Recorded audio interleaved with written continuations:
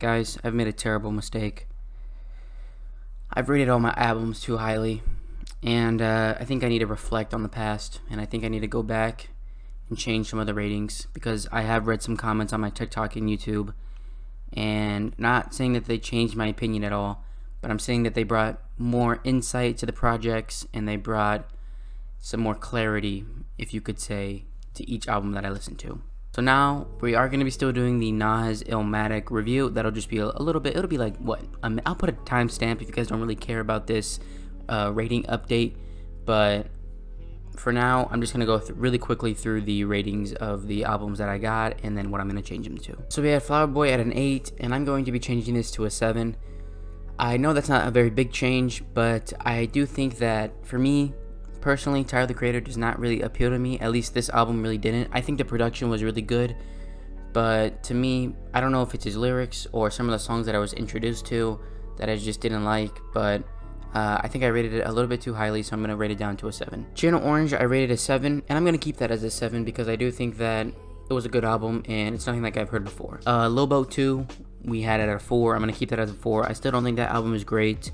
I think it's okay, but I don't think it's the greatest album Lil Yachty has produced ever or has ever made. We had Metro Boomin at a 5.5. That's going to stay the same. The Post Malone is also going to stay the same at a 6. The Logic one is going to go down, though, to a 7. I do like Logic a little bit more than I would say like Tyler the Creator or Frank Ocean, so far at least. But I think that I rated this album a little bit too highly because I was maybe putting in the fact of nostalgia with the Under Pressure album and not actually rating the No Pressure album by itself. So I'm going to rate it a 7. Now here we go. The Life of Pablo, a 10 out of 10. I saw some comments. I saw some things. I read a couple things online as well, just to see how people were feeling it. Obviously, I don't really look at ratings online, but people rated it pretty highly. And I think I might have overrated it a little bit. Yes, I do think the album is phenomenal. I do think that there are a lot of tracks on there that are really, really good. Just some tracks don't really appeal to me that much. Like, I would say I go back to about 90% of the album. I wouldn't say I wouldn't go back for like maybe like 3 or 4 songs on that album. They just don't really appeal to me, you know? So I'm going to change the rating from a T-Lop to a 10 to an 8.5. Now, I know why you're wondering why an 8.5 and not a 9.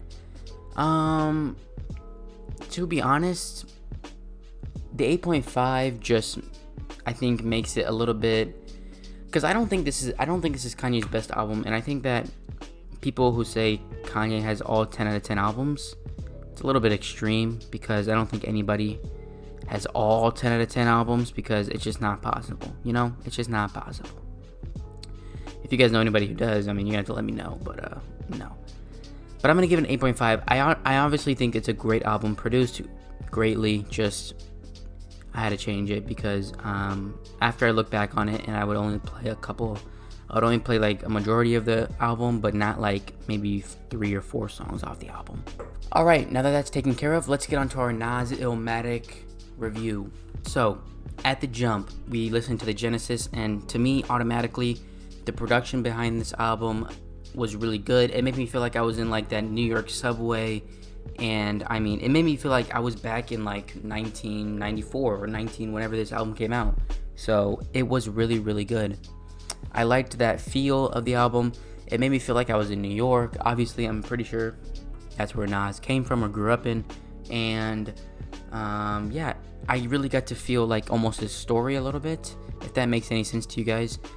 I don't think I really need to talk about lyrics. I mean, I'll touch on them a little bit, but you guys all know how Nas is a lyricist and how good his lyrics are. So I'm not going to point out every single little detail that he had there, but I will give props where props will be given.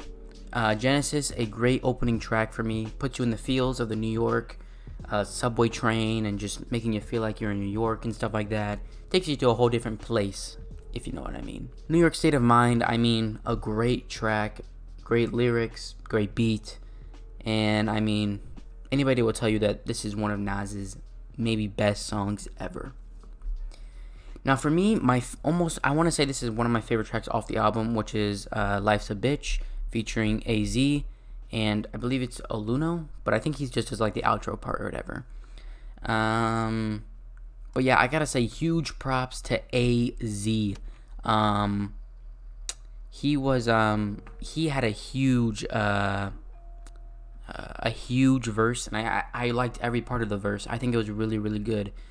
Even his flow was really nice. I mean, the ending of his flow, even the chorus. I mean, if you haven't listened to the song, go listen to it. It's really good. Listen to the lyrics as well, because lyrics do matter to a certain point, and these lyrics are really, really good.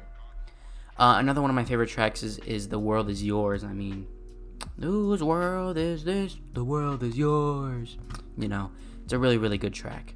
I don't really think I need to touch on it too much because it's Nas. Come on now. I mean, everybody's pretty much heard this album, and I just gotta give what props have been given. When listening to this album, I did have only one little suggestion, which I can't really change because it is what it is. The lines are a little bit dated, and what I mean by that is some references here and there won't make sense to the younger version. Obviously, you have to go on like Genius or whatever to look up what the actual lyric means, which is what I did for this album, and I learned a couple of new things and what the lyrics mean and everything like that. And obviously, you get more insight if you know what the lyrics mean and what the meaning behind them is. But some lyrics are just simple, forward, straight to the point. You know, get you done. You know. Halftime was an okay song. The only thing I would change about maybe some of the songs on here were maybe a little bit less shorter. I think that Nas had I think he had like 3 verses on Halftime, when I think he could have just had the first verse and I think it was the third verse. I think first and third verses were the really, really good verses out of him, in my opinion. But I think he could have left off maybe a verse, and it would have been just as good, if not even better. And I gotta say, while listening to this album, going through each track had a different feel to it. It made me feel like I was in a different day or a different environment whenever listening to it. So like when I think of New York State of Mind, I think I'm like I'm pretty sure there's a music video of him like sitting on the stairs and rapping and all that stuff. I'm pretty sure. Don't quote me on that. But like The World Is Yours, I get like a totally different feel of it because of the sample or because of the beat they made, and it just is really good. Another one of my favorite tracks on here was One Love. I mean, the chorus or the little hook, whatever you want to call it, was really, really good. One love, and the lyrics were really good as well. And the outro track just really fit the album. 10 songs, honestly, pretty good in all of them. I don't think I have a bad song. There are some songs I wouldn't come back to.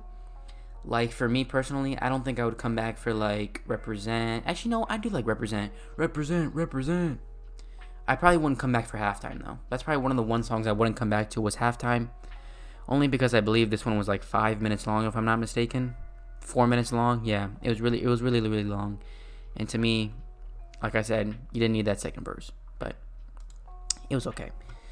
But yeah, not a bad. I mean, 10 songs, 9 of them I would probably come back to.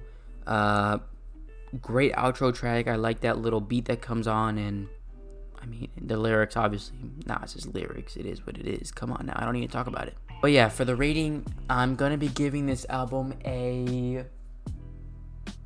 Screw it. I'm going to give it the official first 10. Only because the album is so iconic and because the lyrics hit. Even on Halftime, even though I said the second verse wasn't good, the lyrics were still really, really good. To me, I just wish it was a little bit shorter, and I don't know if that's the newer generation of me talking. But I think it just is what it is. Nobody really wants to hear a 6-minute or 5-minute song, you know what I mean? But yeah, production, good. Lyrics, great. And album, iconic. What can I say? Really, really good. 10 out of 10. Go listen to it yourselves. Let me know what you guys think of it. And yeah, obviously, see you guys in the next video where I'll be doing Man on the Moon Volume 1. And then after that, I'm also going to be doing a wrap of the whole orange color. So be on the lookout for that, because I'm going to be giving my final thoughts on everything in orange and what like the rating is of all the albums and what the color actually gets as a grade. So yeah, I will see you guys in the next video. Like, subscribe, turn on the bells so you guys know when videos come out, because obviously I'm very inconsistent, but some things had to come up. So you know what? Things happen. And yeah, I'll see you guys in the next video. Peace.